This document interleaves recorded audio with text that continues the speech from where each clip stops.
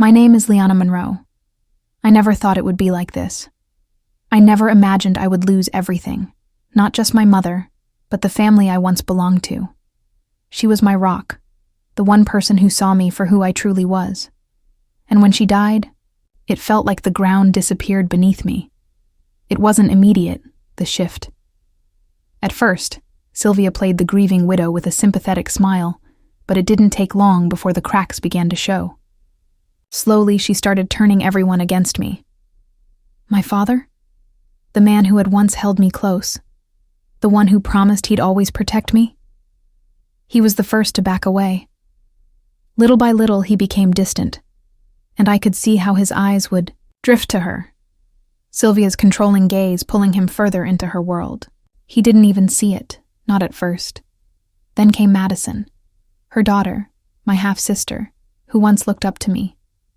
I guess she thought she had to prove her loyalty, and she did, all too well.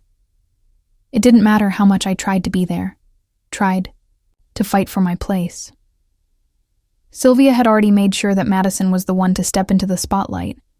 She was the new apple of my father's eye, and I was forgotten. It's funny, though.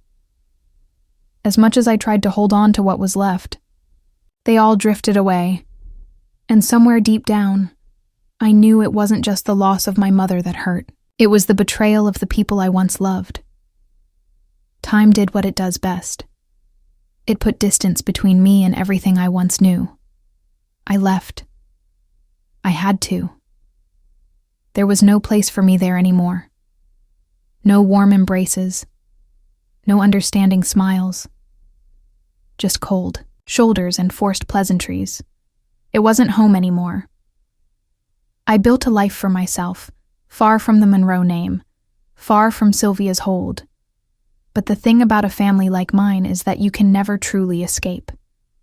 Even from a distance, the whispers reached me.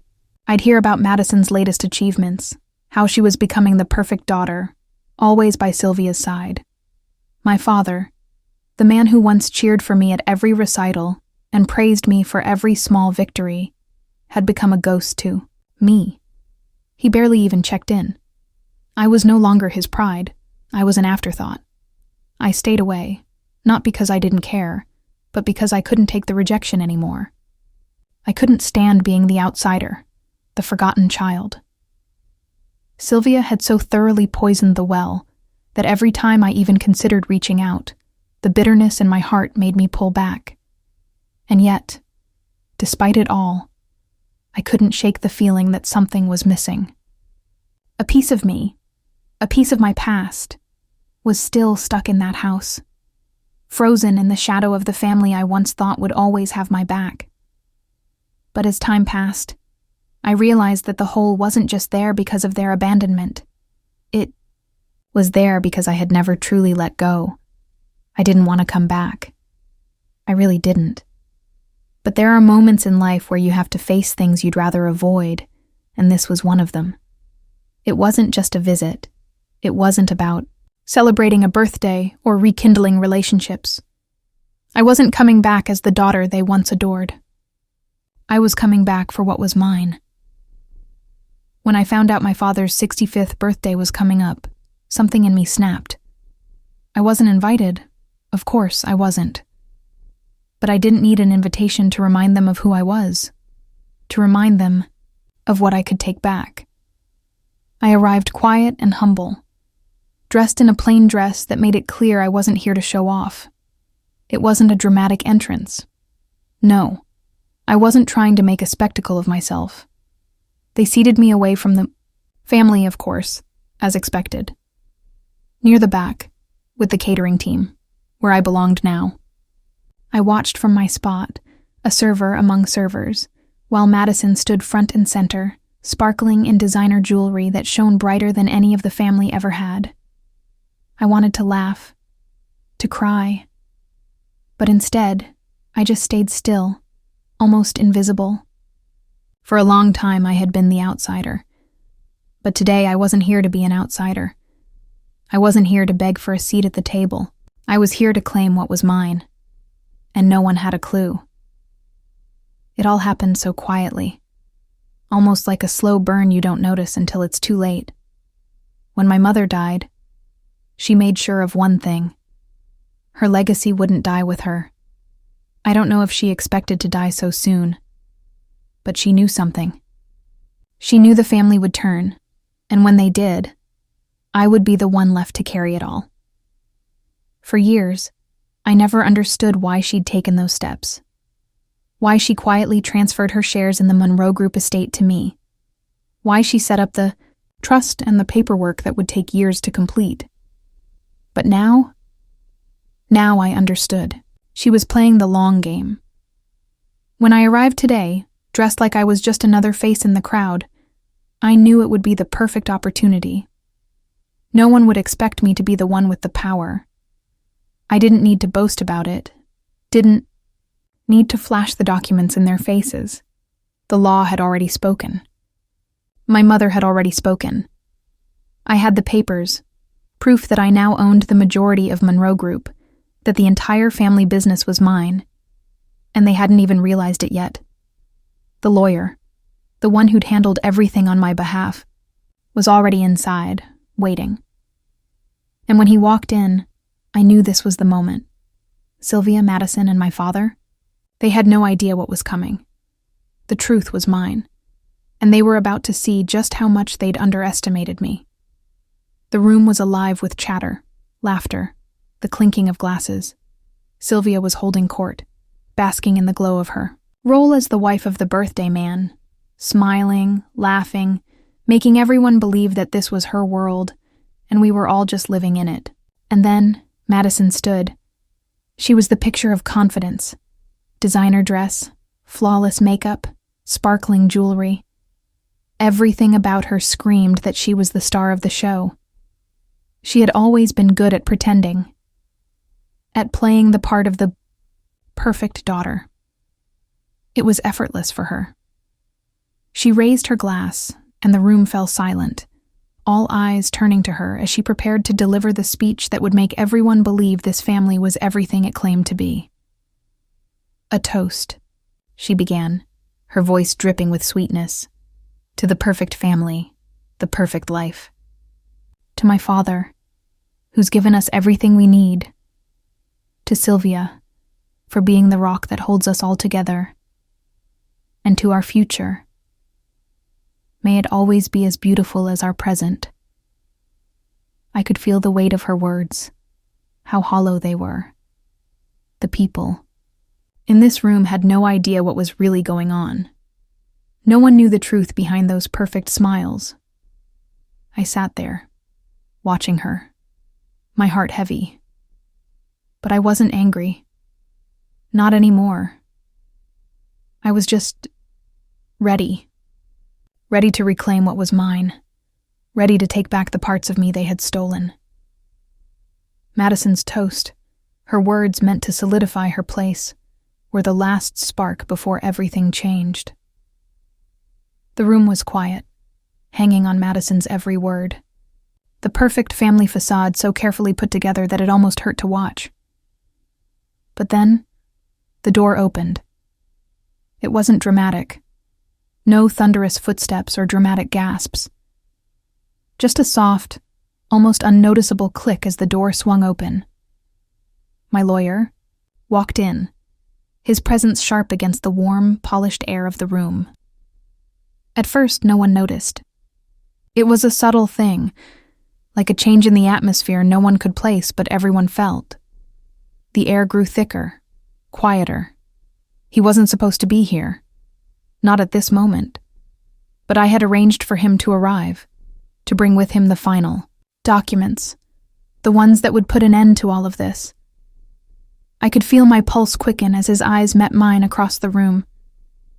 He didn't look around or pause for effect. He didn't need to. He made a beeline for Sylvia, who was still smiling, thinking she was the center of attention.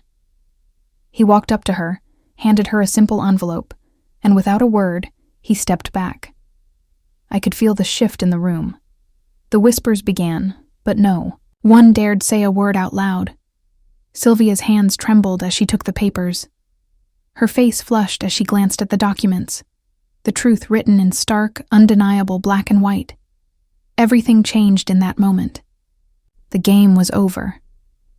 Sylvia's fingers froze mid-air as she reached for the papers, her eyes scanning the documents like they were written in a language she couldn't comprehend.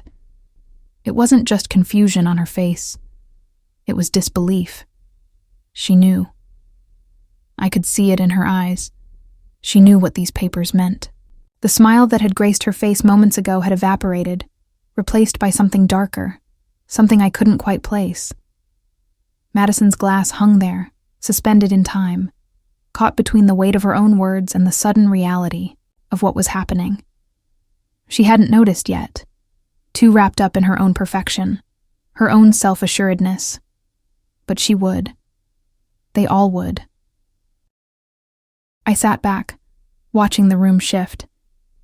The air felt thick now, heavier than before, and I could feel every eye on me. My father who had once been everything to me, was sitting there, pale as a ghost. His lips parted, but no words came out. I didn't need him to speak. His silence said everything. I knew that this moment was mine. Not just because I had the papers, not just because of the ownership I held in my hands, but because in that moment I felt something I hadn't felt in years: power. The kind of power that comes from taking back what's yours, even when no one thinks you're capable of it. And Sylvia? She could no longer hide behind her facade. The truth had come to light. The silence in the room was suffocating. It was as if time itself had stopped. I could hear the faint clinking of glasses, but the usual warmth of the celebration had turned to ice. All eyes were on Sylvia, whose face had drained of color, but it wasn't her reaction that mattered anymore. I stood up. Slowly. Deliberately. It wasn't for show. It wasn't for drama. It was because in that moment, I had no reason to hide anymore. For years, I'd lived in the shadows, ignored, belittled, sidelined. But I wasn't there to cower or beg. I was there to remind them who I was, to make them see me, finally. I walked to the front of the room, my steps quiet but steady, cutting through the tension with a calm that felt almost unreal. There was no hesitation in me now. The weight of what I was about to say had been building, for years, but now it poured out in a single, simple truth. As I reached the front, I felt the eyes of everyone burning into me, expecting a show, expecting some dramatic confrontation. But what I said wasn't a scream. It wasn't a shout. It was a confession, a quiet, burning statement that only those who had truly listened, who had truly seen me, would understand. I was seated with the staff, I said, my voice steady, because unlike you all, I know how to earn everything I have. The room was still. For what felt like an eternity, no one moved. No one breathed. The truth hung in the air between us, thicker than anything I had ever felt before. It was as if the world stopped spinning. Sylvia's mouth opened, but no sound came out. Madison's glass was still frozen in midair, her face pale as she tried to process what had just happened. My father, well, he didn't even try to hide his guilt. He didn't need to. His eyes, his hollow, terrified eyes, spoke everything. It wasn't just that he was shocked. It was that he had allowed it all to happen. He had stood by and watched, never once questioning the slow destruction of the daughter he once adored. And yet, there was nothing he could say. The moment was too big for words. The lies they had told themselves about family, about loyalty, about their perfect little world. They were shattered. All of it, gone in one simple statement. I wasn't angry, not really. I wasn't looking for vengeance. But I wasn't going to let this family keep pretending. Not anymore. Not while I had everything I needed to finally claim what was mine. I stood there, watching their faces crumble one by one. Sylvia's carefully constructed mask of control. Gone. Madison, always the picture-perfect daughter, now standing in the shadow of the truth. Nothing could have been more painful for her than realizing that all the sparkles, all the designer clothes, meant nothing now. The game was over, and my father, the man I had once thought was my hero, he was nothing more than another pawn in a game I hadn't been invited to play. I didn't need to say more. Their silence was enough. That night, everything changed. The room, once filled with forced smiles and polite chatter, now felt hollow. What was left of the Monroe family's facade crumbled around us piece by piece, like an old building falling under its own weight. No more pretending. No more perfect family to hide behind. I left the party that evening, not with the joy of revenge or triumph, but with the quiet satisfaction of someone who had taken back their life. I hadn't just reclaimed the Monroe Group estate. I'd taken back my dignity, my power, and my place in this world. As I walked away from the ruins of that celebration, I realized that I didn't need their approval, their acceptance, or their love. I had everything I needed. For the first time in years, I felt whole. Not because I had wealth or status, but because I had finally become the woman I was always meant to be. I would never be the daughter they wanted me to be. I would never be their perfect picture.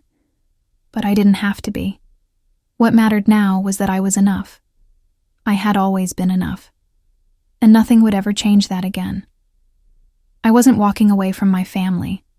I was walking into my future.